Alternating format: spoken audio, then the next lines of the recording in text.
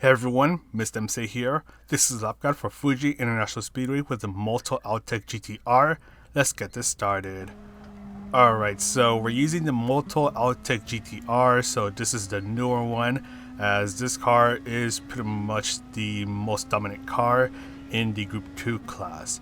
A close alternative is the newer Lexus RCF, although that one is a little bit slower but does provide a bit more stability. And your first braking point is just after you pass the 150 meter board. So this is exactly where I start to brake. So you're going to be braking hard for a while, and you want to eventually ease off of the brakes as you turn in. As you hit the apex, slowly start to accelerate so you can build up the turbo so you can get a fast exit. Then look for a little orange marker after the 100 meter board as you want to brake just before you pass it. Super quick burst of braking, take advantage of the apex and the curbs. Then look for this particular shadow as this is where you want to start to ease off of the throttle and just do a little bit of throttle control. Bring yourself towards this path on the right as that's your apex and you can start to fully accelerate. Bring yourself to the right and brake before you pass the orange marker that is on the right. Brake hard for a short moment. Slowly ease off of the brakes. Nice and gentle on the throttle so you don't develop any wheel spin. Eventually, you want to bring yourself towards the left side of the track and you want to brake just before you go under the big done-up sign.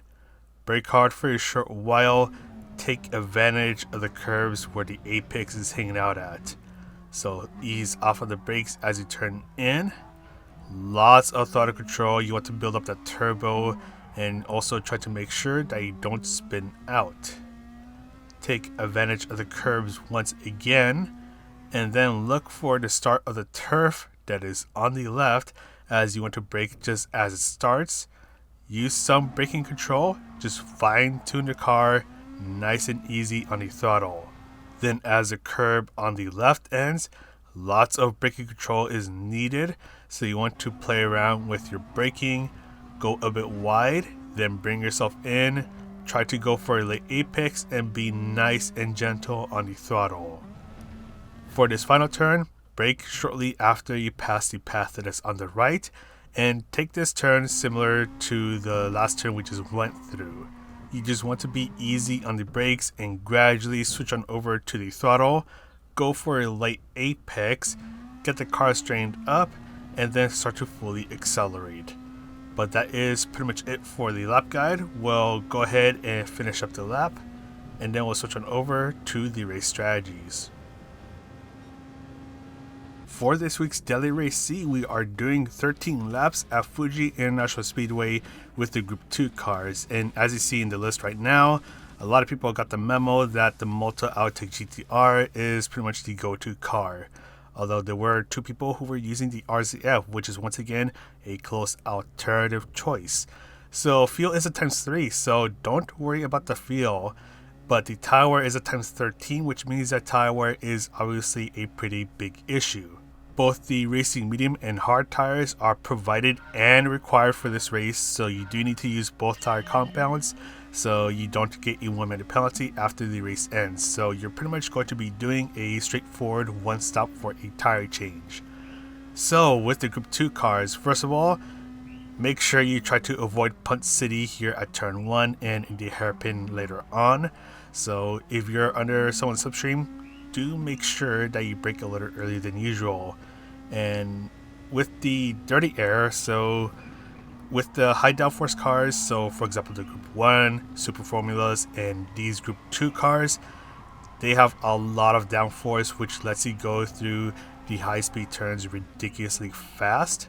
And whenever you're within the 3/4 of a second behind someone, you're going to be engaging with their dirty air, so you won't be getting all the downforce that you need to go through some of these turns at high speeds. So what you'll get is a lot of understeer and you'll need to slow down. And this dirty air will also encourage more front tire wear. So that is going to be an issue, and you pretty much want to try to stay under the clean air. So not be within 3/4 of a second behind someone, unless if you're on the main straight. So the main straight, that's going to be more of a beneficial thing because the less downforce you're getting on the main straight, your car will actually accelerate faster, as James Bond almost spins out. Saves it right there. But anyways, so the dirty air or the slipstream here on the main straight, this is where it's actually very useful and can set you up to get an overtake done. So this slipstream, dirty air, it's a bit of a double-edged sword. So whenever you're going through what's pretty much not the main straight, you want to be a little careful about how much turning input you're using on the car and how fast you're going through the turns. And on the main straight, that's where you can take full advantage of it and try to get an overtake done. And because of that, the brake balance that you're going to want to use will kind of depend on your own personal driving and situation. So for example, in my case, since I don't have anyone in front of me, I had the brake balance at -1, and this was actually a bit interesting because the rear tires for me were wearing out a bit faster. But some people, they may find a bit more benefit having the brake balance at 0 or +1, so 1 to the rear, especially if they're always hanging out under someone's dirty air.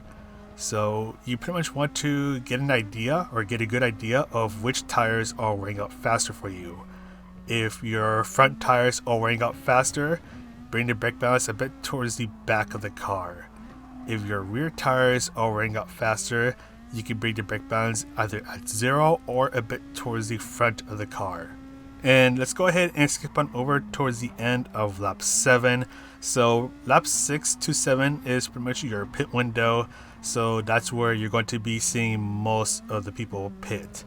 So lap 7, my racing medium tires are pretty much worn out.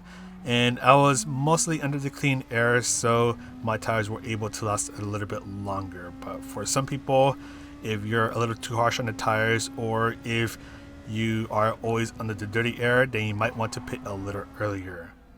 And here we're only going in for a tire change, and the pit loss is going to be around 18 seconds. It'll depend on how fast you're going, obviously. So give or take around 18 seconds, that is your pit loss, and you're only going in for a tire change. So I started in the front, so I started on the racing medium tires, and now I switched on over to the racing hard tires. So I went 7 laps on the racing medium tires and 6 laps on the racing hard tires. And where you start is going to determine which kind of tire you want to start on first. So if you're starting in the front half of the pack, you can start on the racing medium tires and then switch on over to the racing hard tires later on. But if you're starting in the middle or in the back of the pack, you can start on the racing hard tires, get the slower tire compound out of the way, and then halfway into the race, you can switch on over to the racing medium tires. And we'll skip on over towards the very end of the race, and I do want to make a note about Sector 3, which is the sector that we're going through right now. Be very careful through here, because this sector is where you can make or lose a lot of time. But when your tires are wearing out, or whenever you're on the racing hard tires, this is where you want to be especially careful, because it's really easy for the car to want to lose control over here, as you're seeing right now. So just be nice and careful, very gentle on the throttle, as the turbo can make the car want to lose control.